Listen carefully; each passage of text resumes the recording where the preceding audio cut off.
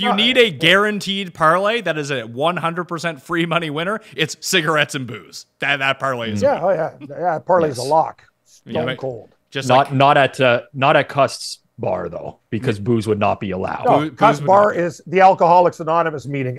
Mayo experience. Mayo experience. Mayo experience. Mayo experience. Experience. Welcome to the Pat Mayo Experience, presented by DraftKings. Week 4, best bets, gold, silver, bronze. Play in the DraftKings Listeners League for Week 4. It is now open. It's down in the description. It's completely rake-free. There's over $50,000 of guaranteed rake-free money in that prize pool. Additionally, Ryder Cup starts on Friday. There is a DraftKings PME Listeners League for that as well, and that's not even half full yet. We need to get that shit full, okay? So hit the description, get your 3 entries. That's also rake-free, and I think that there's $35,000 of rake-free guaranteed money in there, so go hit it up. And if you want to use projections to make some prop bets, highly recommend the new tool at runthesims.com, the Prop Sniper. Use code Mayo to get yourself a discount on. Just try out the monthly membership. Super easy. You can go see all of the books and who has the best lines versus the projections from the site and who has the best VIG up there as well. I recommend playing at DraftKings Sportsbook, but sometimes shit happens, right? Anyway, I'm just kind of stalling here, Rob and Cam, because I'm 1-8 to start the season on the best bets. It's not great. It happens. Pat, you're good at a lot of things. It's just, you know what it is? Not capping football.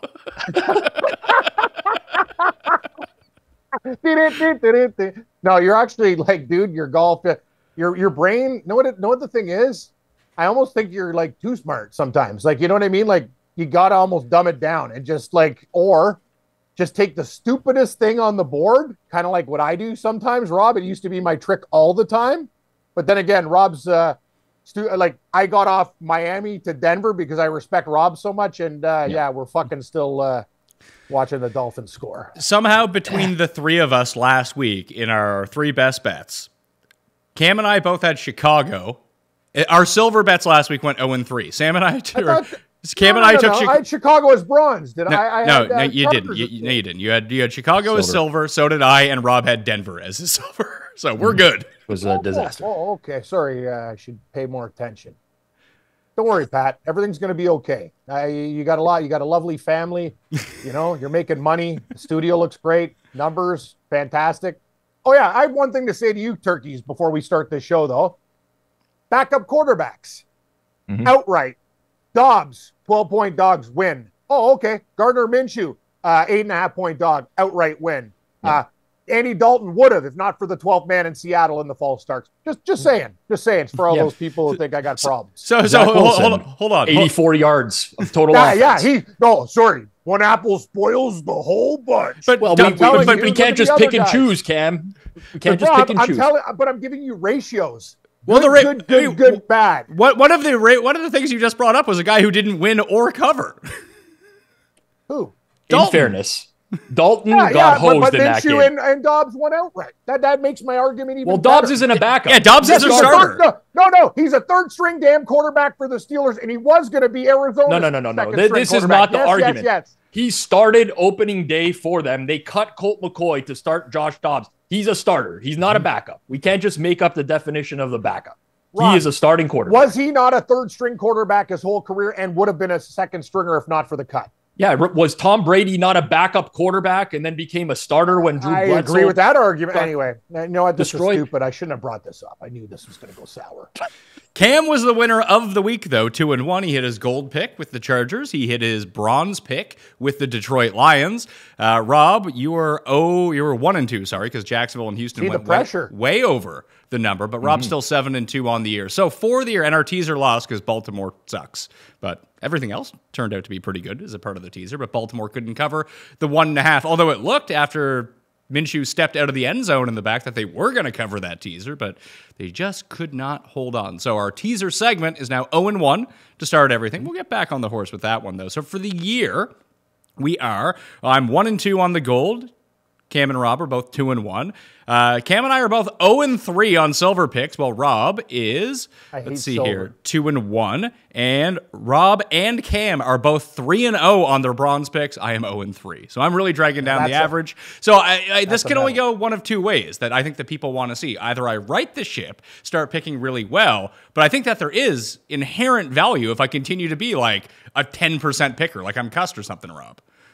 100%. No one wants to watch content where everybody goes 50%. You're right. If you're producing content, you need to be at the extreme. You need to be really good or you need to be really bad. Anything in between is not interesting because nobody wants to tail like a coin flipper. They want to find someone that they can tail who they think is good or someone who they can fade. And that's almost preferable in some cases for average people out there. I have a personal friend of mine. As soon as he gives me a pick, if it matches one of mine, I'm like, oh no, what am I doing with myself this week? So like people out there do want to find the fades. I'm not saying you are one, Pat. I might be. You know, if you were, I'm trending towards being one of those people. You are trending that way. Definitely. I have a feeling, Pat, things are going to turn around real soon for you, and you're going to go on a heater. Yeah, Scotty Scheffler, when he scores 0 points at the Ryder Cup and I cash a 100-1 ticket, I'll go 0 for the rest of the season. In NFL, that's fine.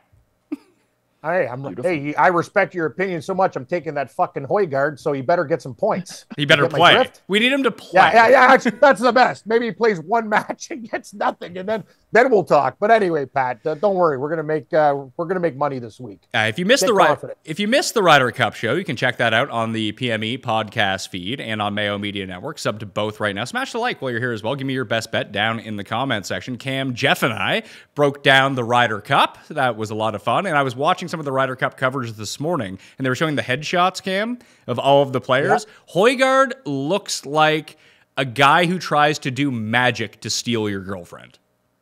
That's a great call. He's a Svengali. He's a magician. He's a grifter.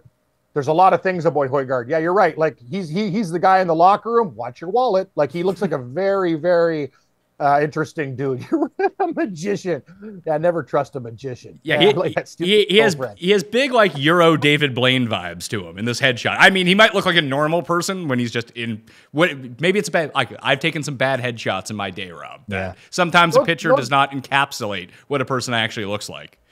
Know what I like though, Pat, and your gifts and stuff, you always make me better looking than because I'm not, but on Sports Grid, they made me Colin Montgomery. The guy's fucking 380 pounds with his gut hanging out there in a perm. Like, I look like a complete asshole. But thank you for making me look better. Monty was on TV this morning, and he was outside. And I think it's probably like 90 degrees in Rome right now. And poor guy. I don't think he had any fluid left in his body by the time of this 20-minute interview was over. You're going to have to take a dip in the Trevi Fountain when all is said and done over there. Maybe.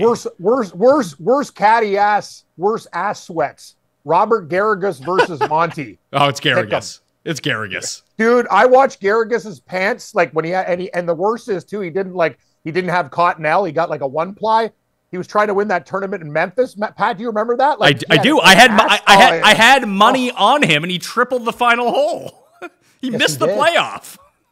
Yeah, was it Lee Westwood? Yeah, Westwood beat Harrison Frazier in that playoff. I think we remember this shit. I don't remember anybody's birthday. I think that was the St. Jude in 2010.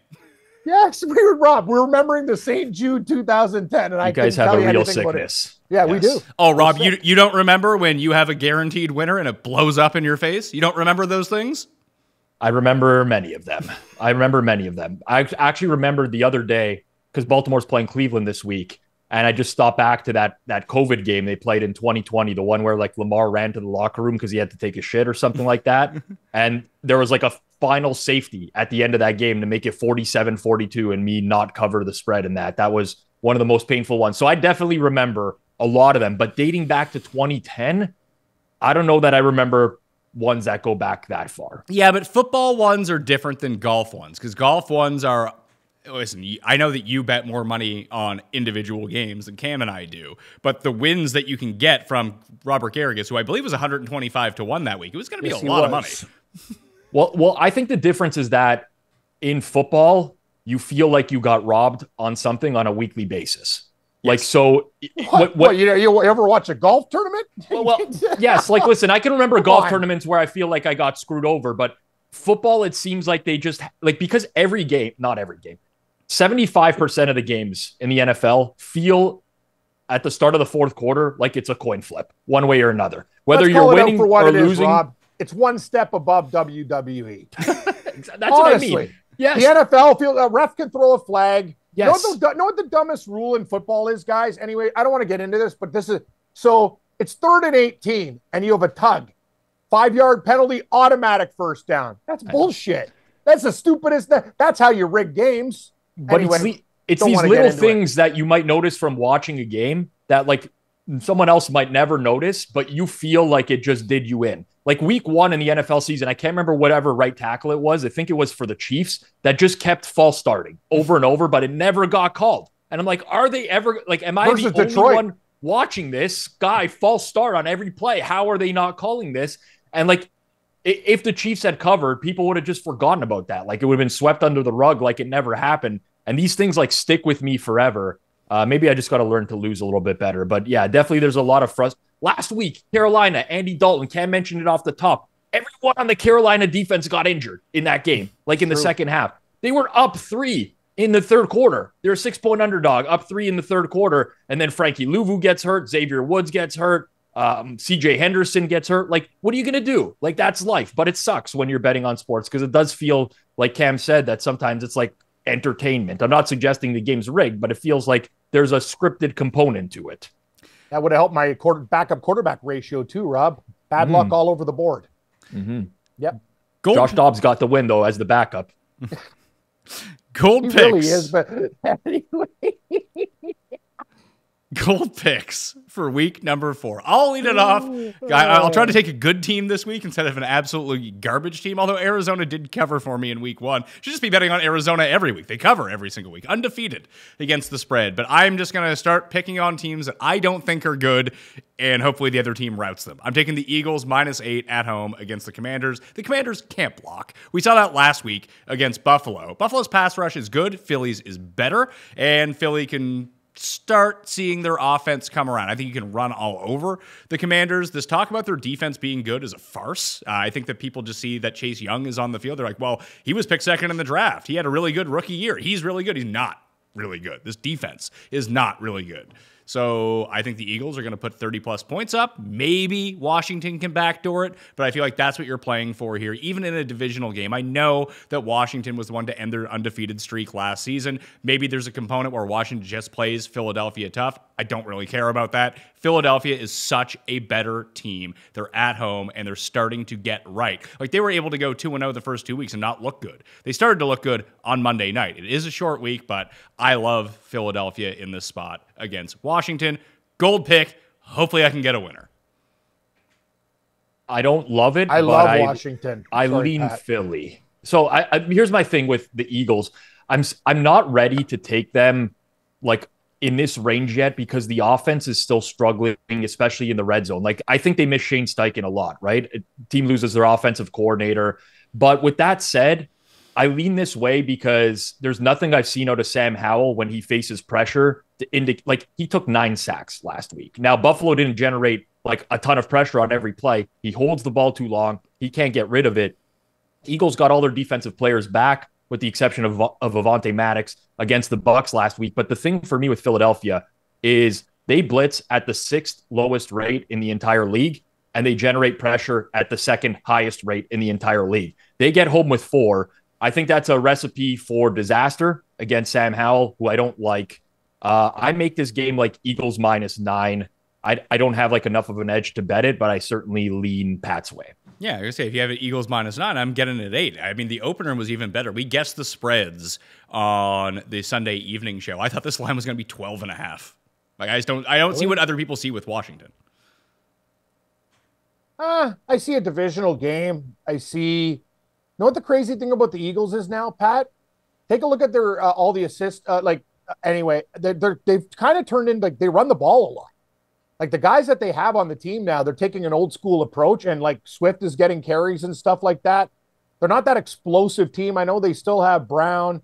They still have wicked receivers. But the thing is, they're going old school, and they're like pounding the rock with that offensive line and stuff. So anyway, I just think Washington, the back door is always open with them. And to Rob's point, I think Howell will do a lot better this week. Yeah, I think the Eagles win this game by like 4-7. Tops. Okay. Washington, in their adjusted sack rate through 3 games, is the highest in the league at 17%. So they're getting Sam Howell's getting sacked on 17% of dropbacks. It's more Howell though than the O-line. So the O-line's not Either way. good. Well, I mean, Sam Howell is their quarterback, so that's happening. I'm with you. If I think Brissett it's a comes nightmare in, matchup. then we're in problem, right, Cam? If Brissett comes in, we'll probably win. Yeah. Oh, for sure. For sure they will. You got to hope the Eagles do not hurt Sam Howell early on in this game. Like, if anything, if you're in the Eagles locker room, you're Sirianni this week, you're like, listen, do not drive Howell into the ground. Take him down gently, place him there. We need him to play the entirety of the game because as soon as Jacoby gets in, you know I'm live clicking Washington if that's the case. Paul was making that point week 1 with the Bills, and it didn't work out for the Bills in week 1, but every team that plays Zach Wilson's like, don't hit him too hard. Like, we want this guy continuing to play for the Jets. Same thing with Desmond Ridder, right? Like, Desmond Ridder, take a sack. Let's take him down easy. We do not want Heineke to come in this game because Heineke can actually make a forward pass. There's a lot of quarterbacks out there that, like, these young guys, the teams obviously are in, like, a rebuilding mode or not ready to win yet, so they want to see these younger quarterbacks play. But yeah, that's Green Bay did it right. They let Love sit, and now he's getting better. There's nothing wrong with sitting a quarterback for a year. I don't know what the hell these guys are doing, okay? Maybe I'm an old school, get off my lawn, whatever, but I'll tell you, look at these guys that they throw in. Hurt, horrible. Wait a year. Learn under a veteran and then figure it out. You know what? And you won't get hit that year anyway when you're a shit team who usually drafts these guys and take longevity away from your career. Am I making sense here? This isn't a backup quarterback argument. This is just like, I think, common sense. Yep. I mean, it's hilarious because when they drafted Jordan Love, they got shit on so much because it's like, oh, they have Aaron Rodgers here and whatever. Just the same as Washington when they drafted like Kirk Cousins, same year as RG3. Like, what are these teams doing? But it's fine to have like multiple good quarterbacks and let one guy sit and groom on the bench. So yes. I'm with you, Cam. I mean, like, I don't know what the point is at this point. You're hurting his career by putting him out there too. If you're a team that doesn't have any chance to win, just let the veteran get pummeled and then you learn from him and then you can come and grow. And you'll actually have maybe a year or two more on your career because you haven't taken those hits. To me, it's just idiotic to start a rookie quarterback when you're a horrible team. I want to get this on. I want to get this on the record now because I've been having this take for a while because I'm pretty anti Mac Jones. I think Mac Jones is going to be. Mac Jones is a piece of shit. No, yeah. Listen, you are correct. I think that he's going to be like the best backup quarterback of all time. He is the perfect backup quarterback. Mac Jones should be in wrestling with foreign objects down his trunks. He nutsacks guys. He cleats guys. He is the dirtiest fucking player in the league, and he's a quarterback. One day, Pat, the team's going to go, dude, you're on your own, and he's going to get the shit knocked out of him, and I can't wait. That guy's you watch this guy. He did it in preseason, Rob. You've seen this guy. I saw it in the past before where he was down on the ground, kicked the defensive lineman in the right ass. In the nuts. Yeah. Like, this guy's like, Pat, the guy should be in wrestling. Like, he's just a dirty, and it's crazy. He's like Mac Jones with this little bowl cut stuff. It's like, where'd you get the attitude, bro? Anyway, he's going to get killed one of these days, and that's his problem. Well, maybe he will join the WWE just like Gronk did. Follow another teammate into the WWE. Yeah, he'll definitely be a heel. So, Rob, you have a gold pick to make. Who are you taking?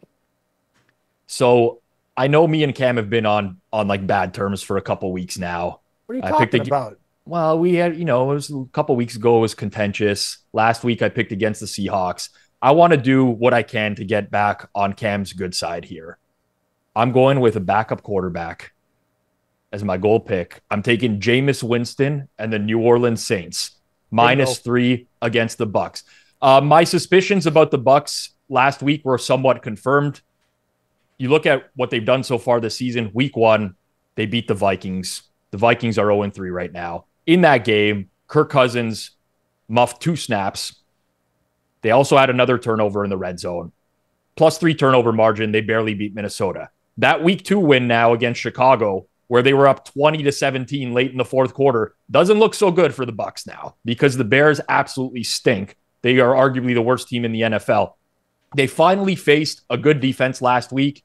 I'm watching the pregame for Monday Night Football. They're going on and on about how Baker Mayfield, it's his career resurgence. He looks great there. Well, of course he looks great. He played the Vikings and the Bears. He finally played a good defense, and all of a sudden he turned into a pumpkin again. And now he's going to play another good defense. Pat, you brought it up last week when we talked about the Saints. They still haven't given up more than 20 points since forever, midway through the season last year. I don't think the bar is very high for the Tampa Bay Bucs offense. Now, I'm concerned about the Saints offense a little bit.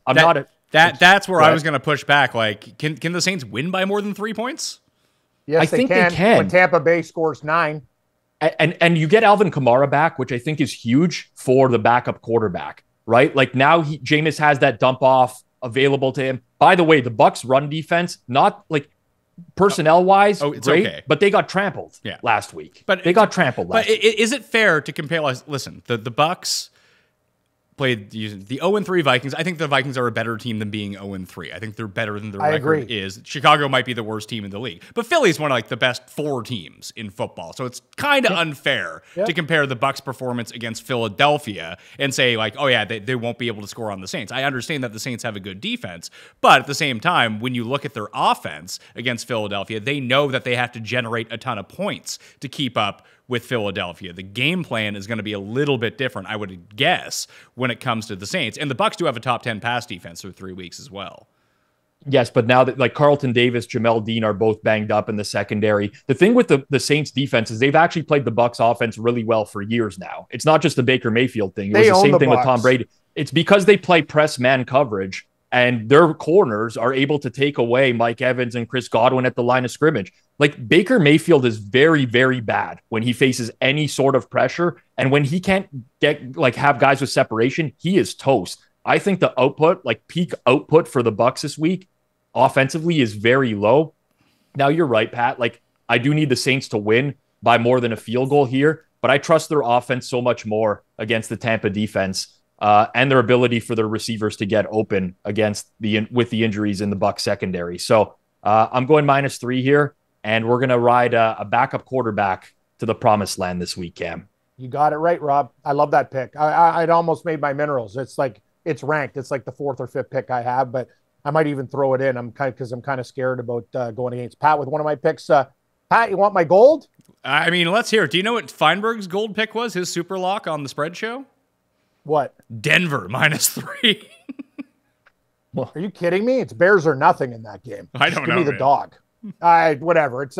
It's the toilet bowl, the dumpster bin, the shit box, whatever you want to call it, the diarrhea game. I don't know, man. All I know is when I have 2 shit teams, I take the dog. But here we go, guys. I'm going to kind of surprise you with this pick, and I think a lot of people are going to be on this team, and I'm still not impressed. Give me the Tennessee Titans +2.5. as my gold pick against Cincinnati. They played like shit against the Browns. I think now that they're back home, Burrow looked a little bit better, but I really don't care. Very conservative approach against the Rams, too. The Rams still did some stuff. They did use Matt Stafford as a piñata, but I think there's a lot of things Tennessee could do. I think they're actually going to pound Henry. He's coming off a bad game. I think this is a good spot for Tennessee. I think they win this game outright. I'll take Tennessee 2.5. I like Tennessee as well, Rob. I don't know. I'm honestly just not betting Bengals games. I've kind of crossed them off. I have no real way to evaluate Joe Burrow right now. Like, I don't know what the Rams were doing, what McVay and Raheem Morris thought they were doing in that game. But like, you have a quarterback that is completely immobile, can't do anything. Like maybe send pressure every now and then, one time, instead of letting Burrow just complete 7-yard passes all the way up the field. I think Vrabel will have a better game plan. They will have seen Burrow play last week. I subjectively lean towards Tennessee, but I don't know what to make of Cincinnati right now. Like they're the only team in the league I just don't have a read on. So for that reason, I just don't have anything on this game. So the one thing that does concern me here, and you tried to talk me off the Titans last week, Rob, you were completely correct about that. Should have listened to you. But they can't block. I talked about Washington, that Sam Howell's getting dropped, 17% of the times that he drops back. Tannehill's getting dropped 14% of the time. It's second worst in football. And I went to go look at what the adjusted sack rate for Cincinnati is, and they're actually top 10 right now. So are the Titans, though. And we know that if you can start, if the Titans can generate pressure without blitzing a ton, that's just going to be such a huge advantage against an immobile Joe Burrow that It felt like the Rams lost, like you said, because of game plan issues, not because they got completely smoked on the field. That the Cincinnati rush defense is bottom 5 in the league, so this feels like a game where they can just feed Henry over and over, keep the score down, keep the clock moving, and just hope that the Bengals' pressure doesn't cause Tannehill to throw 3 picks, and then it's a field goal game. And if it's going to be a field goal game either way, you're probably better off taking the 2.5 points. Yeah, and I would also say, like, the Bengals, I think you said adjusted sack rate you referenced there. It's way overblown because what happened in that Monday night game against the Rams is the Rams lost their starting left tackle, Alaric Jackson, and the backup, Joe Noteboom. Both of them left that game. And in the second half, the Rams just couldn't move the ball because Trey Hendrickson was like killing it in the backfield. So I actually don't think the Bengals have a strong pass rush. It just manifested itself a lot against the Rams, who had big offensive line injuries in game there. I think there's a very clear path to success for the Titans offense, like you mentioned here, which is just like run the ball successfully. The Bengals don't have a great defense either, especially in the secondary. Remember, there was a lot of turnover in the offseason in the secondary. So I think that there's definitely reasons to like the Titans here. I just am very concerned about their pass defense as well. They have what's called like a pass funnel defense where they can stop the run really well, but they can't stop the pass against anyone. And if Burrow is like afforded the ability to just hit these receivers on the outside like he did against the Rams for 7-8 yards at a time, I think the Bengals will win the game, but I don't know. I just honestly don't know. I think that's a really good point about the adjusted sack rate. To take a look at it, the Bengals only have 9 sacks this year because in weeks 1 and 2, the people weren't dropping back to pass against them. They just ran the entire time. The game plan for Tennessee, Pat, it's Yep. simple. You fucking bring pressure. You put Burrow into the ground. You run Henry like 35 times in the game and they'll win the game. Like, I don't see that. Like, that's the whole thing. The Bengals still aren't right. They haven't looked great all season. What, you beat the Rams. Who gives a fuck? I think I fucking care. The Rams, like, honestly, Stafford was making plays in the game. They dropped a couple balls. Like, I know. And the thing about the NFL, like, I loved Cleveland last week. It's spots. Sometimes I'm wrong because I take too many stupid dogs and I try to be a hero, and that's dumb. But this week, after getting the shit kicked out of them in Cleveland, I love them to respond at home. Silver selections for week number 4. Rob, you're Our up most first. hated mineral. Yeah, we're not good at silver. I'm going to go to the London game. So right before we got on air, there was a bunch of money that was bet on Atlanta in this game. Gross. I like the other side. Me too. I like Jacksonville. Yes, Rob. I love your picks this week. Yeah, I mean, the Jacksonville-Houston game, kind of an anomaly. Like, a lot of weird things happened to Jacksonville in that game, including like the up back on a kick return, returning it for I've never seen a kick return touchdown like that in my entire life, where the returner doesn't even return it. It's just a slow white guy running all the way downfield the entire time into the end zone. They had obviously mistakes with interceptions, fumbles, whatever, just a sloppy game altogether. But at the end of the day, I don't want to boil it down to like Trevor Lawrence versus Desmond Ridder. Why not? Because there's more to the game than that. But it is. It's Trevor Lawrence versus Desmond Ridder. And like, I think the likelihood that Trevor Lawrence is able to rebound is much higher than a guy like Desmond Ridder, who they don't even trust to throw the ball. And guess why that's a problem this week? Because the Jags defense is actually very good at stopping the run. They have been all year. They're second in defensive EPA in stopping the run. Now, this is a bit of a step up in class. Like, I'm not going to argue that. They faced Indianapolis's run game. That was with Deion Jackson, who's since been cut, Houston last week or whatever. But I trust Jacksonville's offense to move the ball a lot more. I think it's kind of a bargain that now that we're getting with Jacksonville, that Atlanta's home been game bet. too. Like everyone in London loves it. The Jaguars. They should just be the London Jaguars. They don't call them the London Jaguars for no reason. Like, that's the nickname because they've played Yeah. there so much. I don't know that they have much of a home field advantage, but like, it's possible that they do. And I'm like a seller on Atlanta right now. The Carolina win looks so much less impressive now, considering Carolina is like an abomination of a football team. The Green Bay game, sure, they won it. Green Bay decimated by injuries.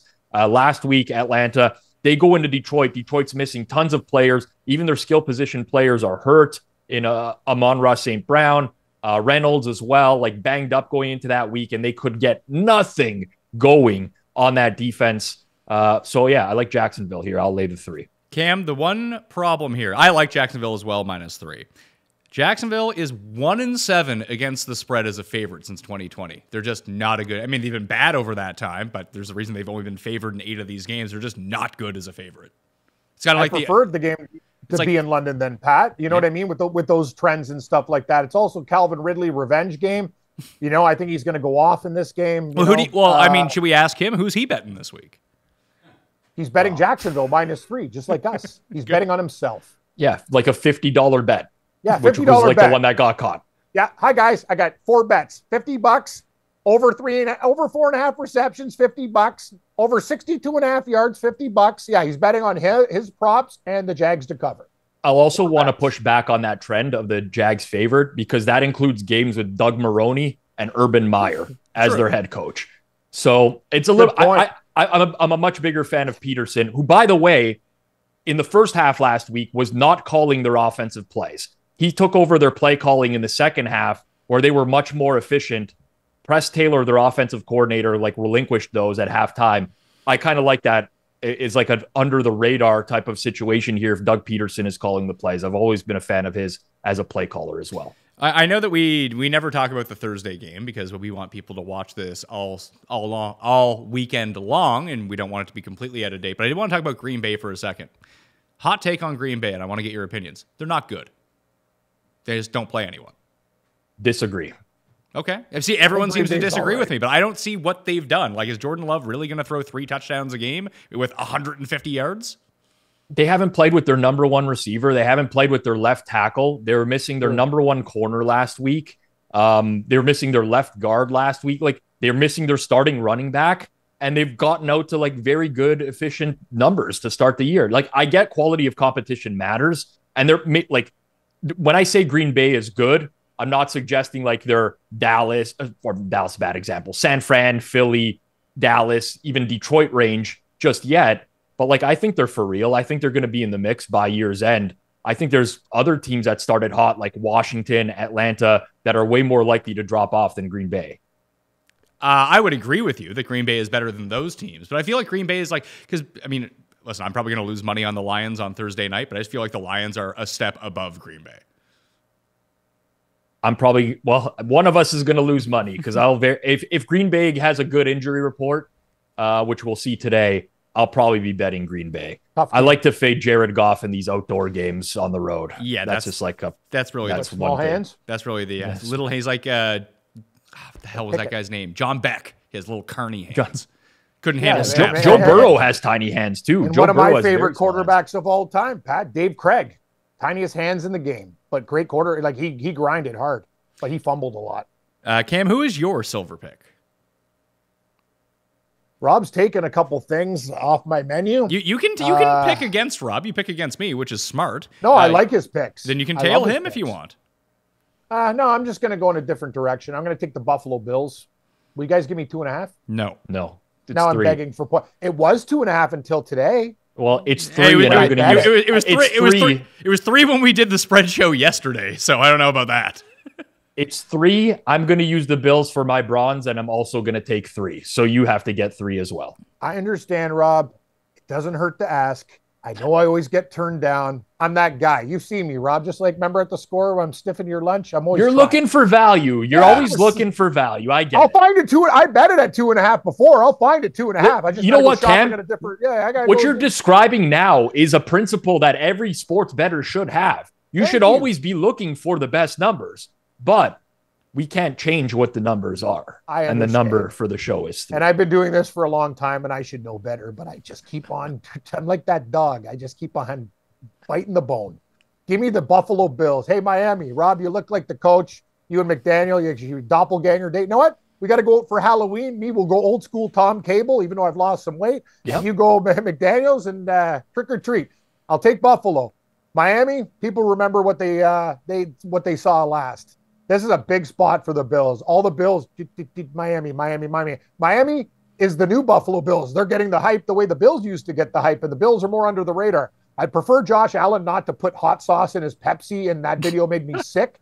What the hell are you doing, dude? I got acid reflux. That's horrible. You want to get an advertisement with Gaviscon when you got a hole in your gut? Anyway, give me Buffalo, home. Maybe the guy who rolled in his own shit on LSD in a sinkhole, like he'll inspire the troops. I think Bills win by 7. Give me Buffalo. Now, when Josh Allen puts hot sauce in his Pepsi and that disgusts you, is it the hot sauce part or the Pepsi part? No, like I used to love Pepsi. I was a cola monster. I'm just saying that is the worst thing you could do. Cola already eats, like if you put it on like a coin, it'll clean it. Adding hot sauce to cola is a recipe for esophageal problems. Like it'll eat your guts out. Like, trust me, like it's just stupid. You can only drink one during the show. You drink a Pepsi with hot sauce or a coffee with mayo. I've already done the coffee with mayo. I did it on the show. I told Morency I'd do it, and I did it. I did it with Hellman's. I'll do it with Miracle Whip. I don't give a fuck what salad dressing or mayonnaise. I did it. And you know what? I'd rather have a coffee with mayonnaise than a Pepsi with hot sauce. I'd rather have the Pepsi with hot sauce. I'd take the Pepsi with hot sauce too. Oh, it's more dangerous for you. Mayonnaise won't cut you the way hot sauce and Pepsi will. That's a recipe for, like, literally it's shredding your esophagus. When it's I didn't know you were a chemist now and you knew everything about how these ingredients interact with one another. I have in the human body. reflux problems, Rob. I know what causes them. Hot sauce and Pepsi are not very good for you. Well, listen, I'll drink a Pepsi on its own. I put hot sauce on everything. So what's the issue with combining them? One is carbonated sugar. The other one is like just cayenne peppers and stuff. It's just it's a double whammy. Like, mayonnaise doesn't hurt you in the same way. You might have a horrible dump because it's probably with a coffee. It's basically like they should market it as like the new futuristic laxative. But I've tried coffee and mayonnaise and it was fine. Give me the Bills. I like Miami to cover. I don't know if I like Miami to win. It just feels like Buffalo's Patrick, not. Why? Because I just don't think I don't think that Miami's going to be able to stop Buffalo. I don't think Buffalo is going to be able to stop Miami. I just think they're going to score at will, and then you're down to the luck of turnovers. I don't know what other game. The Patriots stopped Miami 2 weeks ago. Actually, I don't know. I don't listen. I'm with Cam here. Like, you get the 70-point output. I like Miami, by the way, a lot. They're like, a good team. I think Miami is very good. But we've come a long way on the Dolphins. Like, they played last year. I remember I bet Miami in Buffalo getting a touchdown a year ago. It was a game where all the Bills fans were throwing snowballs at Miami players in the end zone, and they covered that game. But, like, now we've overcorrected at this point. Like, yeah, but they were also getting 7 points with Skylar Thompson as their quarterback. No, that was Tua in that game. I mean, well, they covered the 7 points in the playoffs at Buffalo too with Skylar Thompson. Yeah, they did. Agree. Listen, I there's a few things I like for, like, the matchup perspective, but one thing that Vic Fangio defenses have always done is try to keep everything in front of them. And Buffalo has become very good at moving the ball in those types of situations. The Buffalo offense 2 years ago didn't know how to do that. Josh Allen was airing it out downfield. Look at what they did to Washington last week. They just incrementally moved up the field. And to me, like, the one weak link in this entire game is Miami's defense. That's where I just don't trust them. Like, I think Miami could score a lot as well in this game. I like their offense, but ultimately I do think Buffalo's defense will get some stops. Like, the receivers for Miami, they didn't even have Jalen Waddle last week. How is Tyreek Hill wide open on every play? Like, the Broncos defense is terrible and made them look so good. I think there's an overcorrection. I'm with Cam. 38-31, Rob. Bills. How's that sound? Less, because I think Buffalo's going to methodically move downfield. Okay. I think it's going to be lower scoring than people think, personally. Maybe I'm an idiot, but I think that Buffalo's going to have, like, these 8-9 minute sustained drives, keep Miami's offense off the field, and don't give up the big play. And I trust Buffalo to be able to move the ball that way a lot more than Miami. Excellent. Yeah, I just think it comes down to the final possession, and in that case, I would take the points. Yeah. I'm not going to change my opinion, Pat, even though I respect listen, both you guys are on Buffalo. I hope you guys win, because I'm not betting the game. It's not going to be one of my picks. That's just how I see it. Oh, I'm betting this game big time. I'm going to do the John Q. Public Award for most obvious game of the week, and I'm just going to take it, because these have been paying off so far, and I've just been on the other side of them. I'm just going to dive deep into it. I'm taking Seattle -1 on Monday night, because the Giants are terrible. Like, be careful. I know. I should be careful. I don't care. The Giants can't do anything, and Barkley's probably still not going to play. Here's the deal. Who are they stopping? I love the over in this game, personally. I agree with that. You know what, Rob? I totally agree with that. Seattle's going to score. Giants are going to score. But here's the thing. one thing, a feather in your cap, Pat, Seattle is a better team. And I've told people this and they're like, what? It's been the last 3 years. They actually love playing on the East Coast now. I wish they were dogs on the East Coast. That's when you really like that Detroit game. Yes. But the Giants have had time to prepare. They're going to have a game plan. A lot of teams have shredded Seattle. I worry about the defense. I think this game comes down to the last possession. I think Seattle's great teaser material. I don't care if people's teasers keep the lights on. It doesn't matter. You're getting a 1.5 to a 7.5 or an 8.5, whatever the hell you deal with the juice yourself. It's going to be a tight game. I worry about it, Pat. I think Seattle could win by 3. I think they could lose by 3. Very difficult game, in my opinion. I think it's a coin flip too. I mean, the Giants are going to get Andrew Thomas back. What have you seen from the Giants? Well, I've seen the Giants play the Cowboys defense and the 49ers defense. And the Cardinals That's what defense. I've seen. And the Cardinals defense, they scored a ton of points. Cardinals defense is different now. They're like getting better. This is kind of, it was like kind of my handicap for Steelers on Sunday Night Football, right? It's like, okay, we can talk about how bad the Steelers offense has been, but they played the 49ers and they played the Browns. They played two of the best defenses in the league. And then they finally play a trash defense and they finally look like they can move the ball. Who would have known? I think it's the same for the Giants. Like the Giants offense last year was fairly solid. Now, granted, no Saquon Barkley, but they're going to get their left tackle, Andrew Thomas, back this week. That's big against a Seattle defensive front that doesn't generate a whole lot of pressure. I'm not arguing against you, Pat. I just think it's just like a very much a coin flip game. It's a tough game. Yeah. I mean, it is a Geno Smith revenge game. Let's not forget that. But if it was -3, then yeah, I would be on the same case as you. But like if it comes down to it, what team do I believe in more to win a game at the end? It would be Seattle, and it's only -1. I don't see how the Giants are going to generate stops personally because they can't stop the run. You saw what Kenneth Walker and Zach Charbonnet did in the second half there against Carolina. They were just ripping off like big gain after big gain. Their secondary sucks. The Giants' D has blitzed 53% of the time this season. That's the second highest number in the league. They've generated a pressure 16% of the time. They can't even blitz to generate pressure. Like, I get that, but I do think that this is a good offensive performance from the Giants as well. This kind of reminds me of like my comparison would be Vikings-Chargers last week, where I feel like both offenses can do their thing, and it's going to come down to a final play, and we'll see what happens. Okay, well, I'm going to stick with Seattle, -1, and lose all my money again. Bronze picks for week number 4. Rob has already locked in Buffalo, -3. Cam, do you have a bronze off the top of your head, or do you want to spitball this a little bit? Yeah, you know what I like to do, Pat. Make everything difficult for everybody. That's kind of what I do. My bad arguments about backups. I'll throw 4 games at. First of all, I love the Saints. Rob, I love the Jaguars. I love 2 of your picks. Here's 2 more that I'm looking at. Washington plus the points and the Jets plus the points against Kansas City. Am I crazy? I like the Jets plus the points against Kansas City. I just don't know if I can wager real dollars on that game. That would just freak me out too much. I like the Rams +1 against the Colts. We bet golf every week. Like, you know, like, and we get five. Like, you know what I mean? We can bet on anything, Pat. Like, if Wilson doesn't fuck this thing up, actually, it's too many points. Oh, the Chiefs. Yeah, you beat the Bears. Big deal. Like, you know, the Bears suck.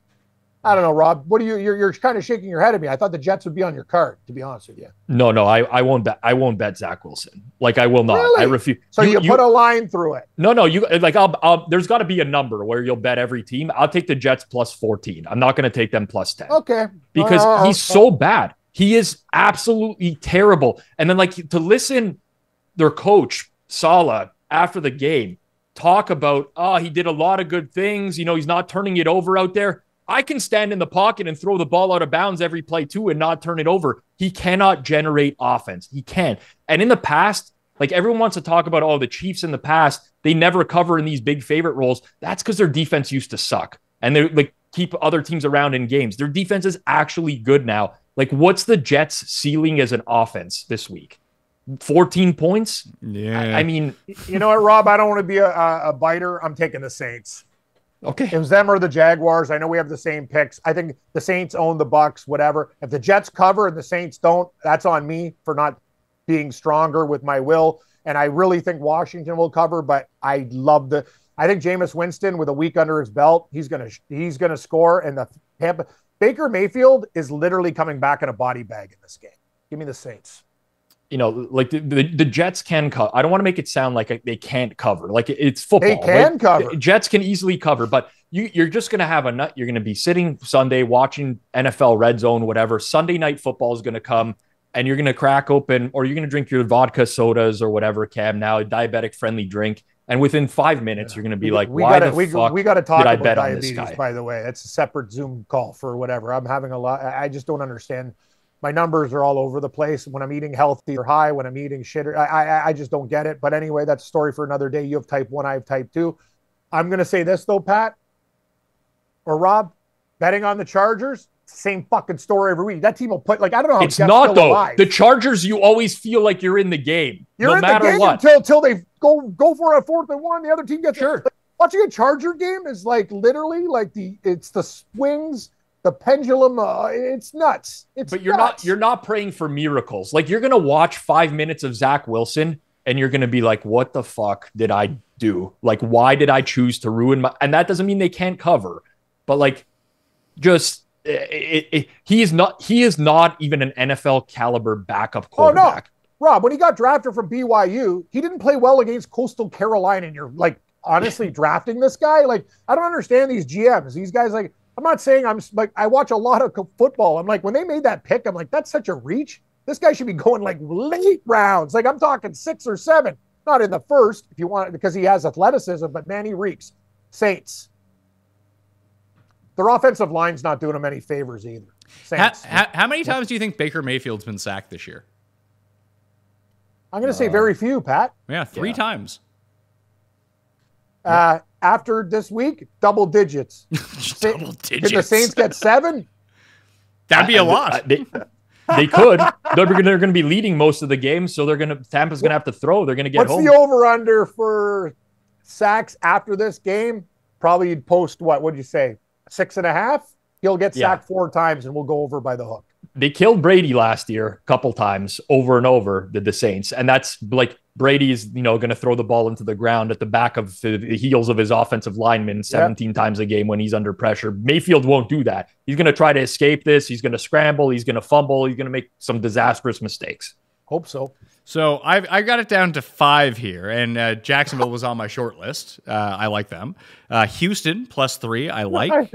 Carolina +3.5 as a pure bet against Minnesota that just they're gonna play in a field goal game. No. That game is that game is an opposite trap. Minnesota's going to cover in that game, I think. I think you should have taken Minnesota. I like the Rams +1 against the Colts. I think they were 1.5, 2-point favorites before the Monday night game, and now they're a point underdogs. I just think that they're probably better right now than the Colts are, and the Colts' defensive numbers are kind of inflated by getting to Lamar a whole bunch last week when he lost a whole bunch of offensive linemen. Maybe that's going to end up being the case for the Rams as well. We'll see. Then I just keep coming back to Dallas -6.5. Like, you're getting, I like Dallas you're getting too. less than a touchdown. They've been very good in rebound spots in the regular season under Mike McCarthy. They're back at home, and just like, the Patriots aren't good, and that's a real issue.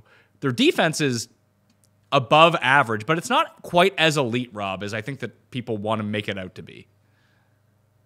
I don't think it's an elite defense. I would have loved to bet Dallas this week. By the way, the look ahead in this game was 7.5. It's now 6.5. So you've crossed through a key number of 7 if you're like a line value type of person. I actually think I'm on like a lonely island here in that the Patriots are undervalued as a whole. That's not to say I want to bet them this week, but they were actually very close to beating Miami a couple weeks ago.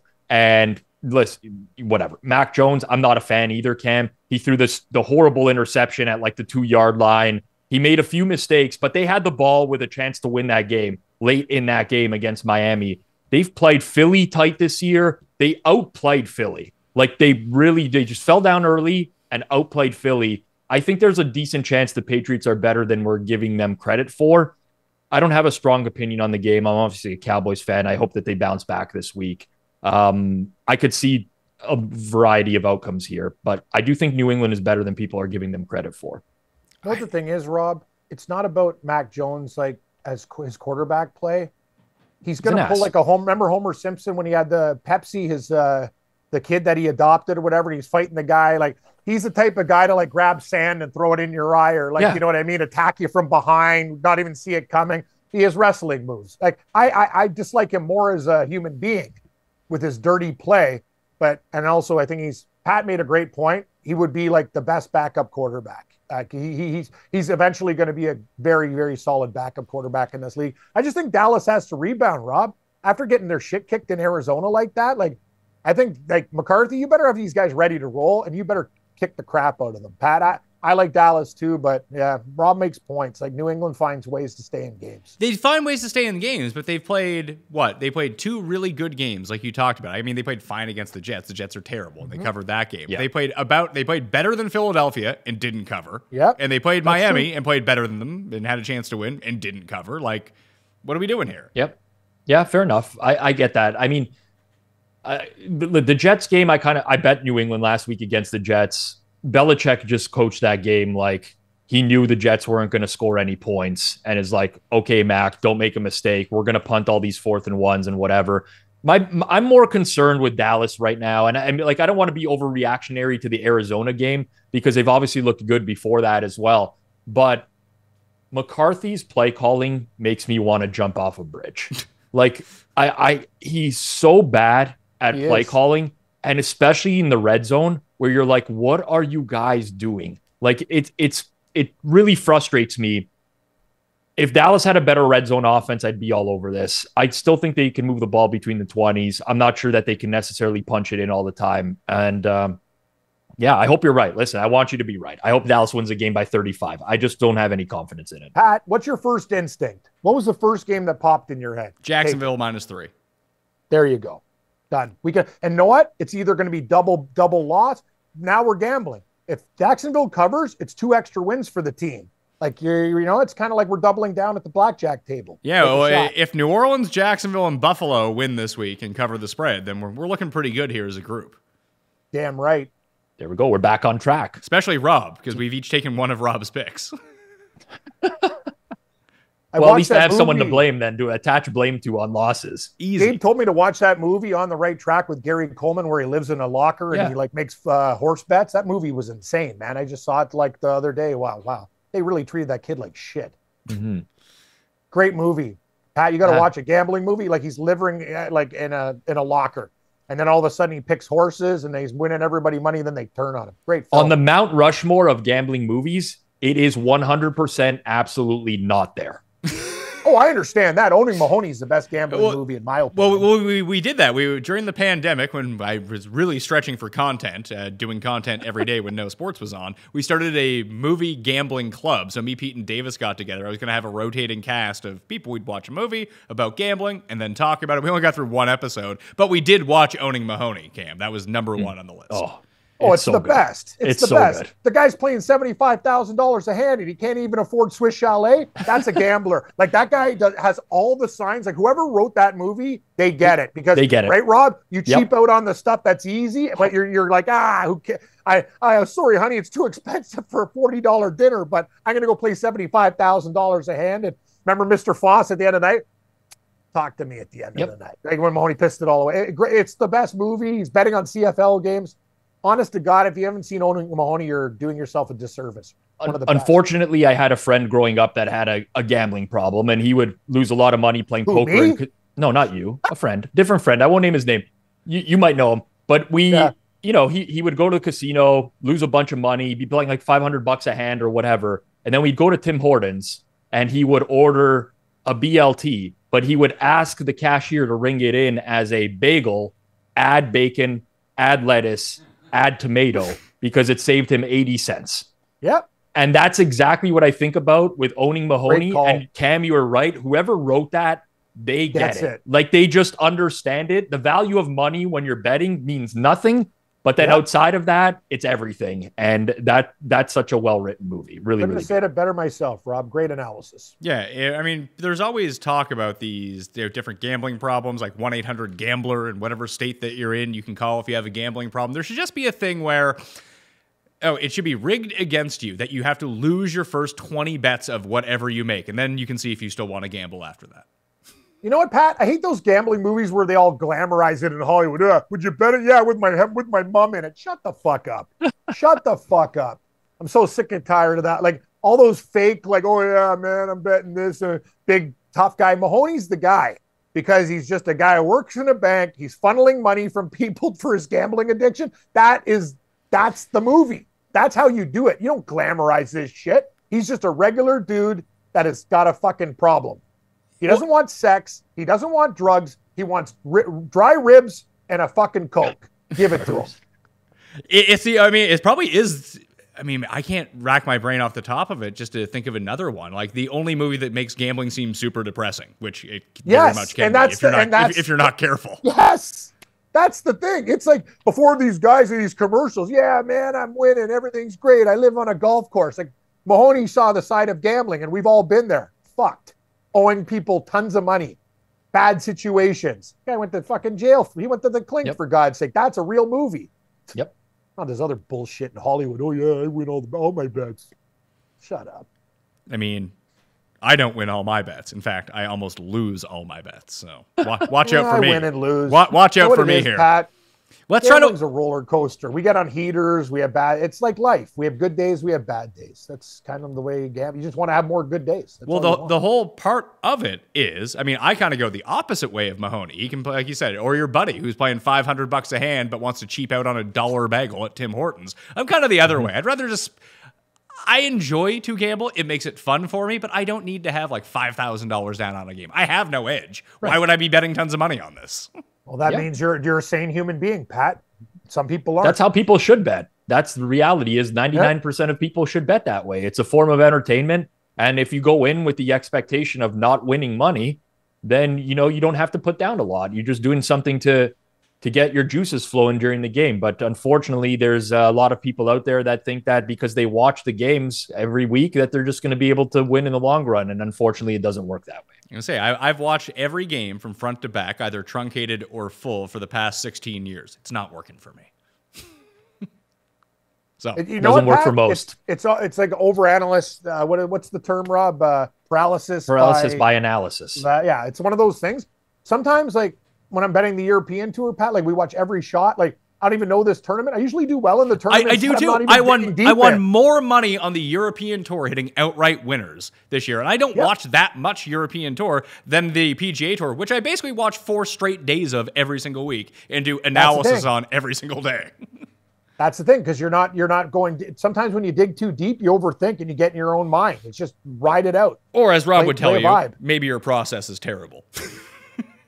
Yeah, or figure out some other way of doing things. But whatever, it doesn't matter. To each their own. Everyone has their own, what they want to get out of betting, right? For some people, it's exclusively income, and that's all they care about. Like, and that's probably it for me, honestly. If I wasn't making money, I would probably just stop betting completely because I don't really enjoy, it doesn't enhance the viewing experience for me. But for others, it's purely about enhancing the viewing experience, like same game parlays, live betting, and whatever. So it's just a matter of what you want to get out of it.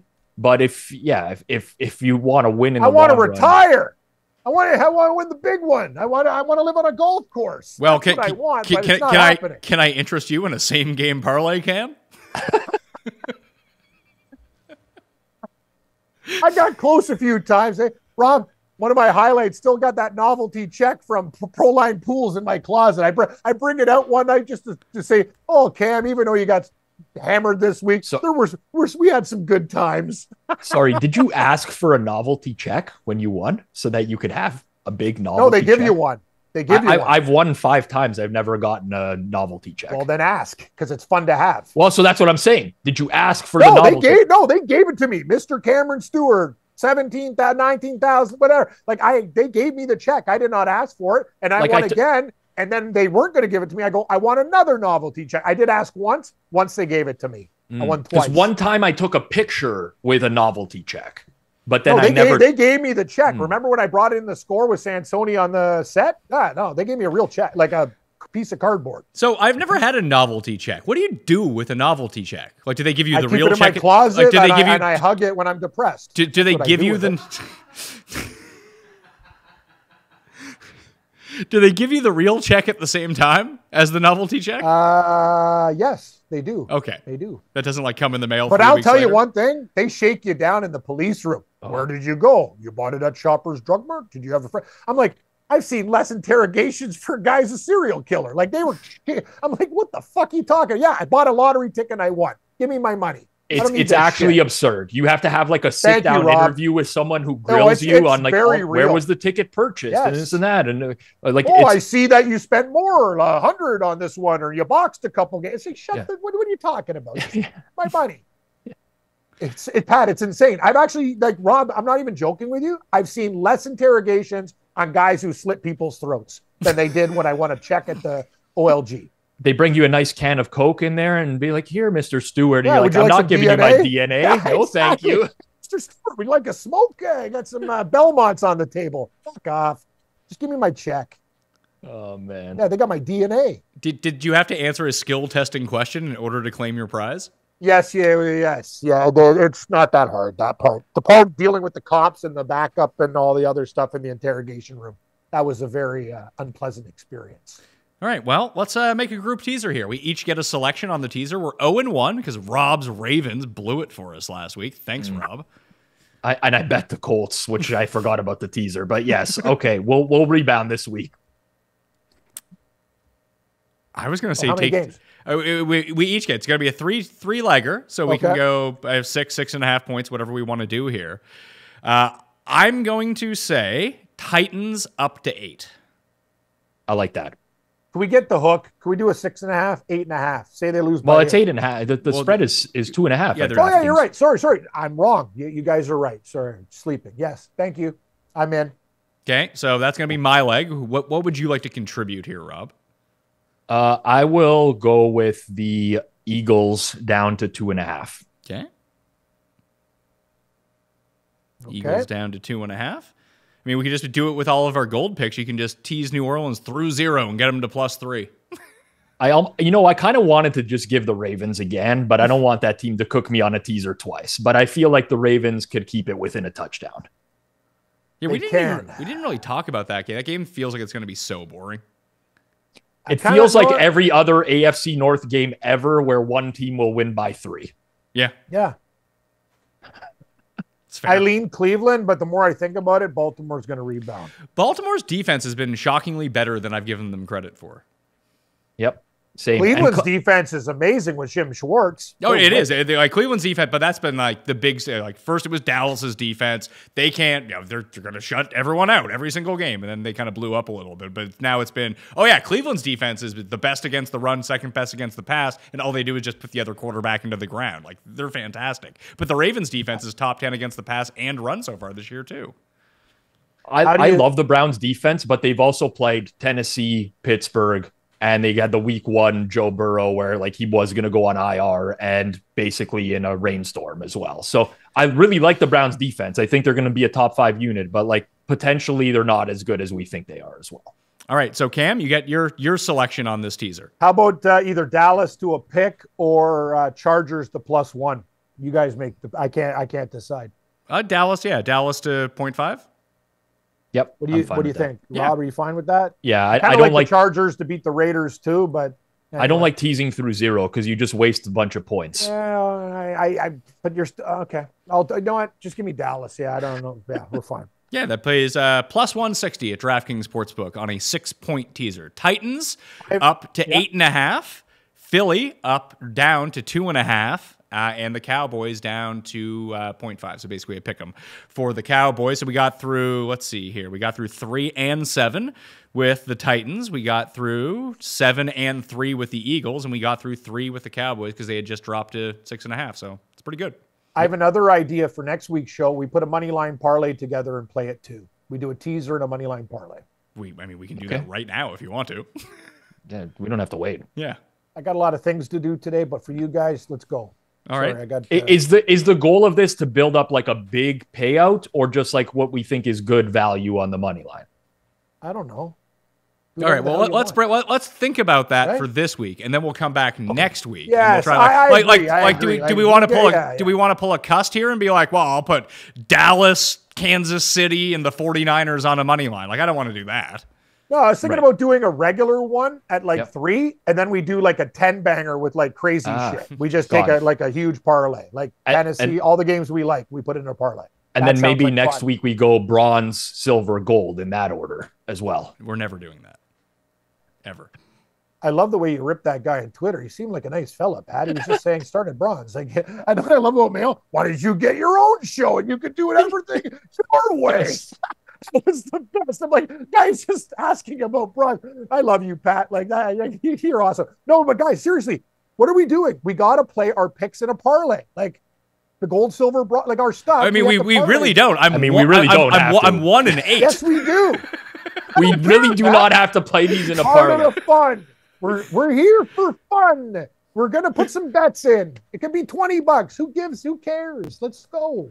Well, I did quit You're to smoking, gamble. so I freed up $6,000 Good for a you, year. Pat. So There you go. now I can just waste that on something else. Parlays, I guess. I quit smoking and now I drink more.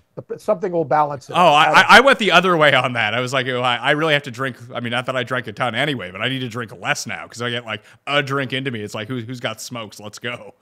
Yeah, it's a good point. Smoke and alcohol. What a parlay. That Quit is smoking, and now he only does mushrooms. Mushrooms are good for mental health. But anyway, we'll talk about this on another episode. Cam's philosophy on special drugs. kind. But I will say that if Yeah. you need a guaranteed parlay that is a 100% free money winner, it's cigarettes and booze. That parlay is Yeah, oh yeah. Parlay's Yes. a lock.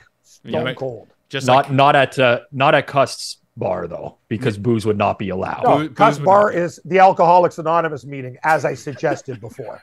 And Pat said the exact same thing.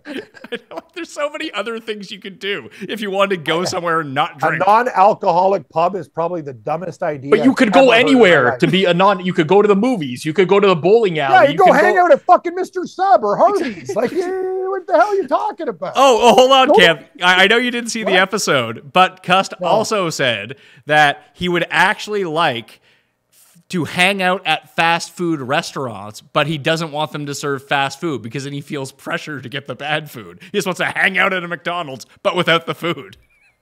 That can't be. That's just so. It's made up. Like, there's no rat. Like, come on. Why? That's the last place I want to go. Like, why the hell would I want to hang out there? They don't have the game on. They got a bunch of seniors asking for their 13th cup of coffee. Yeah, it's free. Like, no, I'm not hanging if they got there. the play place for the kids, it's even bigger disaster. You got Oh, kids yeah, running yeah. around everywhere, throwing balls at each other. Sketchy guys. Hey, Yeah. kids, how's the ball pit treating you? Do they yeah, still- great place to hang out. Do they still have those? I think COVID got rid of those. I believe they're Chuck E. toast now. Cheese. I think Chuck E. Cheese has them, but maybe they sprayed the balls down with Lysol. I don't know. I haven't been to a Chuck E. Cheese in a while. I mean, there's another place that you can go. I mean, Well, that sure. sounds like Cuss Place. He should be an owner of Chuck E. Cheese if he wants to. If that's his game. Yeah. That's it. He should be investing in these Dave and Buster's and Chuck E. Cheese Yes. locations. Well, I agree. someone suggested that he should just make friends who are really into Yu-Gi-Oh cards or Magic: The Gathering. Hey, I used to play Magic when I was That young. does I would not be friends surprise me. with Cust. You look I like did a you look like a documentary guy. on- You look like Yeah, a guy I who did may a- have played some Magic: The Gathering in your time. Yeah, Rob. Rob I'm looks a big like strategy that's, guy, Dungeons yes. and Dragons. He slays guys in Dungeons No, and Dragons. I am not a Dungeons and Dragons guy. That's a little too far for me. Like, use your imagination, make believe, like Dungeon Master stuff. That's not me. But I enjoy a good strategy game. I did do a documentary in college on collectibles, and Pogs were included in it, and it did quite well. Oh, I still Love have the complete version 1 with mint condition keenies or slammers, as other people would call them, just in my mom's house somewhere in the basement. Well, find them. They're worth like $30. They're worth like less than when I bought them. Oh, okay. I thought they were worth more. But I'll find them so we could play. I guess so. I thought they were going to be worth a ton, so I got like, I'm not even going to play them. I'll have these mint condition complete set now. Anything from the early '90s is worth jack shit. You're right. Anyway, Even the that was CDs, right, Rob? Yeah, Oh, nothing. I still have all my. I cannot part ways with Oh, my buddy, I'm CDs. telling you, I almost I bought. cannot- Pat, I don't even want to tell you guys this. I almost bought a CD player at the electronics store when I was going in to get. I broke another phone that's been 3 and 2 months. Fell out of my car and smashed. It went green. So I got there, and the guy had like literally an RCA like CD player. I don't have like for $29, but I was like, it's probably not a good look. Cam, when was the Cam, last do you time? realize- When was the last time you went to a mall? Yesterday. Okay, so the largest mall where I'm at right now, I think has like 7 stores, and the only thing they sell are cell phone cords and cell phone cases. You can buy yourself a $7 cell phone case, and your phone won't break anymore. Oh, no, I learned that this time. The guy threw in a case, and know what I also like to deal with, Pat? Cash. He knocks down the price. Yeah, People no like tax, those guys. no tax. Yeah, exactly, Ron. The best thing about those guys in those shitty strip malls with like payphones, they love cash. Knock $50 off my phone. Cash. You're on pace to break 18 phones in a calendar year. I've been through in my life right now, off the top of my head, 13 phones. You're on pace to break 18 in a year. I have never cracked a screen on a phone. As I say, Cuss has a lot of issues with his ideas. I'm a stooge, so we both have problems. By the way, when you're talking about CDs, I think that the biggest scam I've ever been involved with is when I paid a cent for 10 CDs at Columbia House. Columbia House reeks. They don't even have the albums you need. That's the thing. They were just preying on children. They were preying on children in 1995. They were. It was a good scam, way ahead of its time. It was. I agree. Yeah. Rob Pizzola, you can find him at thehammer.bet. Check out all of the NFL shows at the Forward Progress YouTube channel. You can find that link down in the description right now. They got the watch-alongs. They got shows every single day. And Cam Stewart over on Sports Grid. And you can follow him on Twitter at Cam Stewart Live. Thank you all for watching. Smash like and play in those listeners' leagues on the way out. Okay? I'm Pat Mayo. Thanks for watching. I'll see you next time. Pat Mayo Experience! Experience!